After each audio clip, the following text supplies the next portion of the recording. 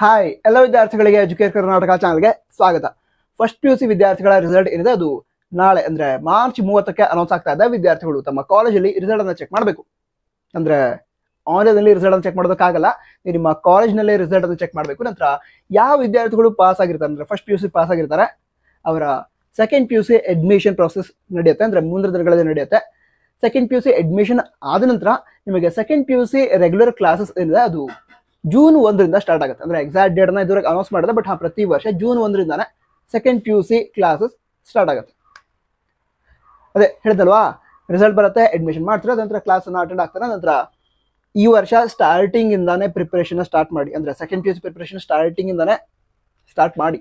ಯಾಕಂತಂದ್ರೆ ತುಂಬಾ ವಿದ್ಯಾರ್ಥಿಗಳು ಎಕ್ಸಾಮ್ ಟೈಮಲ್ಲಿ ಪ್ರಿಪರೇಷನ್ ಮಾಡೋದು ಸ್ಟಾರ್ಟ್ ಮಾಡ್ತಾರೆ, ಟೆನ್ಷನ್ ಆಗುತ್ತೆ ಅಂತ ಹೇಳ್ತಾರೆ. ಆ ರೀತಿ ನೀವು ಮಾಡೋದಕ್ಕೆ ಹೋಗ್ಬೇಡಿ, ಚೆನ್ನಾಗಿ ಪ್ರಿಪೇರ್ ಆಗಿ ಒಳ್ಳೆ ಮಾರ್ಕ್ಸ್ ಅಥವಾ ಒಳ್ಳೆ ರಿಸಲ್ಟ್ ಅನ್ನ ಪಡೆದುಕೊಳ್ಳಿ.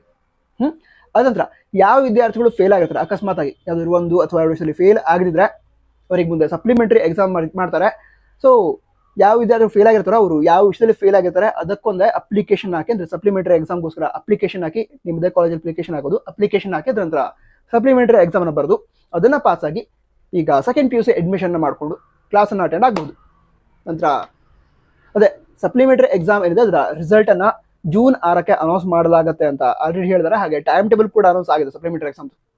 ಸೊ ಅದ್ರ ಬಗ್ಗೆ ಕೂಡ ವಿಡಿಯೋನ ಮಾಡಲಾಗಿದೆ, ಚೆಕ್ ಮಾಡ್ಬೋದು. ವಿಡಿಯೋ ಲಿಂಕ್ ಡಿಸ್ಕ್ರಿಪ್ಷನ್ ಕೊಟ್ಟಿರ್ತೀನಿ.